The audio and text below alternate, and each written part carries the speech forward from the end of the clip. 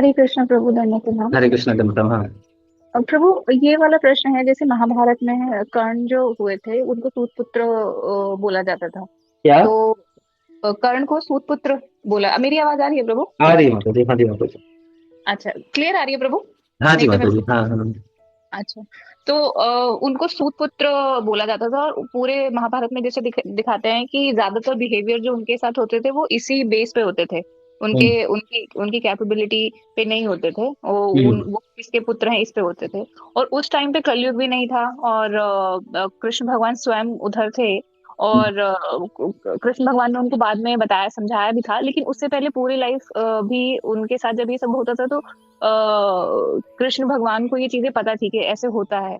तो उस टाइम पे प्रभु ये तो तब भी होता था कि ब्राह्मण का बेटा ब्राह्मण नहीं है। तो उस टाइम भी वो सूत पुत्र थे, तो उनके साथ ये सब चीजें होती थी। तो ये प्रभु पहले से ही चलता आ रहा है, या मतलब जैसे कृष्ण भगवान थे, ये तो तब भी चल रहा था।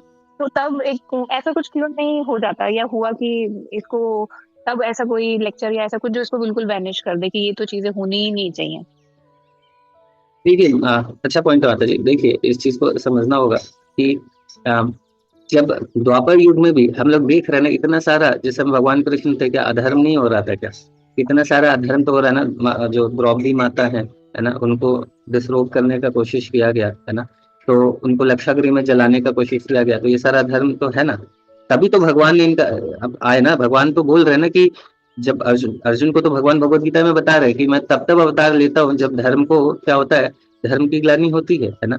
और अभी मैं तुमको, क्या है कि मैं तुमको ये भगवत गीता का ज्ञान क्यों दे रहा हूँ, क्योंकि अभी ये लॉस्ट काइंड ऑफ हो चुका है ना। मैंने सूर्य देव को दिया, विवस्वान को दिया, और कालांतर में ये लॉस्ट हो गया है, इसलिए मैं वापस से आपको बता रहा हूँ, है ना। ऐसा करके भगवान तो बता ही रहे उनको। तो अगर बहुत अच्छी स्थिति होती सतयुग वाली, तो उस समय फिर ये सारी चीजें तो नहीं होती, और भगवान को इतने सारे लोगों को कुरुक्षेत्र के युद्ध में, है ना, सबको मारने की आवश्यकता तो नहीं पड़ती। तो डेफिनेटली धर्म डिक्लाइन उस समय था, तभी तो ये स्टेप्स लेने पड़े भगवान को ना।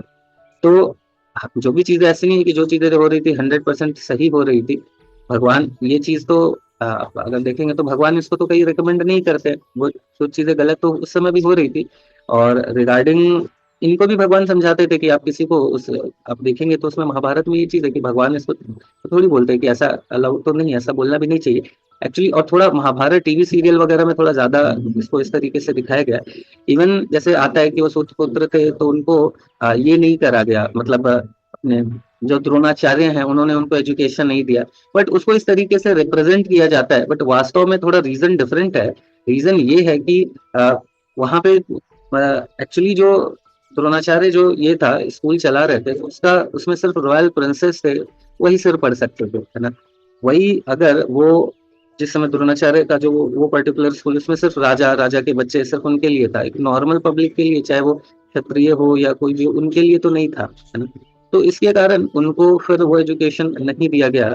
और लेकिन वही द्रोणाचार्य को देखिए इतना क्रिटिसाइज किया जाता है, बट खुद जब अपना, जब इनके द्रौपदी जी के जब भाई हैं, है ना, नाम मैं भूल गया अभी, तो राजा द्रुपद तो ये करते ना, प्रतिज्ञा लेते कि यज्ञ से जो मेरा बच्चा होगा वो द्रोणाचार्य का वध करे, ऐसा बच्चा पैदा हो, है ना। और वो बच्चे को भी द्रोणाचार्य को पता होता है कि यही इसको जो मैं, हाँ, दृष्टिद्युम्न, थैंक यू दीपक प्रभु, तो ये मुझे मारने वाला है, उसको भी उन्होंने पढ़ाया है, उसको भी उन्होंने पढ़ाया है ना।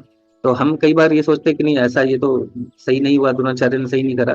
कई कई चीजें थी गलत, वो तो अलग बात है, लेकिन यहाँ वाले में जो ये दिखाया जाता है कि उन्होंने नहीं करा। बट अब देखिए कि खुद दृष्टिद्युम्न तक उन्होंने एजुकेशन दिया है ना, क्योंकि वो स्कूल उनका राजा और राजाओं के बच्चों के लिए था, तो इसीलिए।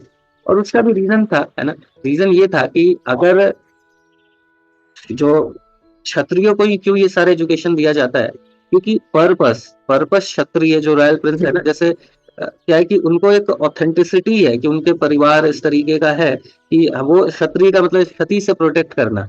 सिर्फ ऐसा नहीं कि मुझे बड़ी इच्छा हो रही है और मैं बहुत बड़ा तीर चलाने वाला व्यक्ति हूँ, तो मतलब मुझे उसके बेसिस पे एजुकेशन देना चाहिए, है ना। कोई व्यक्ति कैसा भी हो, क्यों क्यों क्षत्रिय तक के लिए ही लिमिटेड था, क्योंकि मिसयूज हो सकता था, इसका बहुत ज्यादा मिसयूज हो सकता था। अभी अगर उसामा बिन लादेन का बेटा बोले कि मुझे इंडियन आर्मी ज्वाइन करना है, तो फिर थोड़ा सा सोचेंगे ना हम लोग, है कि नहीं।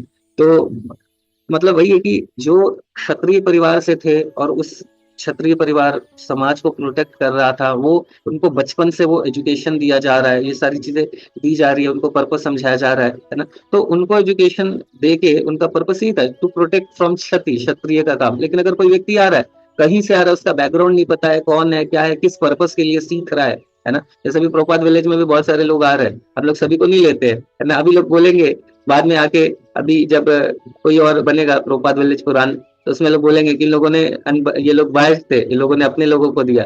तो वास्तव में अपने लोगों को देने का पर्पस नहीं है, हम लोग भक्तों के लिए हम लोग ये कर रहे हैं, है ना। अगर कोई किसी डिवोटी का रिकमेंडेशन से आ रहा है ना, तो उसको कर रहे हैं, एक्सेप्ट कर रहे हैं, या किसी से कोई थोड़ा बहुत हम लोगों को आइडिया लग जा रहा है कि हाँ ये है, उनसे बात करके, है ना। और किसी किसी कहीं कनेक्टेड थे, मतलब हम लोग काइंड ऑफ थोड़ा एक इंटरव्यू काइंड ऑफ ले रहे हैं, और फिर तब जाके एंट्री दे रहे हैं, है ना। ये सारे प्रिंसिपल पे आप रेडी हो नहीं हो, और रेफरेंस है किसी डिवोटी का, तो ये सारी चीजें देख के समझ के तभी कर रहे हैं, नहीं तो नहीं कर रहे हैं उनको एंट्री, है ना। तो यहाँ पे हम लोग बायस नहीं है ना। हमारा पर्पस क्या है, प्रभुपाद विलेज को प्रोटेक्ट करना, है ना। तो ऐसा हम लोग सबको लाके फिर यहाँ पे ही प्रोटेक्ट नहीं कर पाएंगे ना हमारे भक्तों को। तो हमारे प्रेफरेंसेस इसीलिए है, उसका पर्पस बायस्ड होना नहीं है, उसका पर्पस है कि यहाँ पे जो भक्त है उनको प्रोटेक्ट करना, है ना। तो इसी तरीके से इसके पीछे के कई सारे पर्पस है, जब जो चीजें कि क्यों उनको एजुकेट नहीं किया जाता था, क्यों उनको मना करा गया, है ना। आपके ये जो थे, क्या नाम है, एकलव्य, उनको क्यों मना किया गया, ऐसा करके। अभी एकलव्य का ये कहता है ना, वो आते कुत्ता एक भौंक रहा होता है, तो इतना तीर मारते हैं, सारा तीर एक साथ मुंह पे जाता है, और वो कुत्ते का मुंह खुला का खुला रह जाता है ना। ऐसा करके आप सोचिए, ये मतलब पशु को भी raja should think as their own son and daughter, है ना। तो इस तरीके से उसको एक ऐसा निर्मम तरीके से उसको मार दिया अपना टैलेंट दिखाने के लिए, है ना। तो सिर्फ टैलेंट होना, अच्छा तीरंदाज होना, ये क्वालिफिकेशन नहीं है कि उसको ये सारा एजुकेशन दिया जाएगा, ही कैन मिसयूज आल्सो, है ना। इसीलिए ये चीजें थी। और बाकी थोड़ा थोड़ा तो डिक्लाइन भी था, चीजें पहले जैसी तो डेफिनेटली नहीं थी, तभी भगवान को आना पड़ा। बट एकदम टोटली जो दिखाया जाता है कि गलत है, वैसा भी नहीं था। हरे कृष्णा कृष्ण कृष्ण हरे हरे हरे राम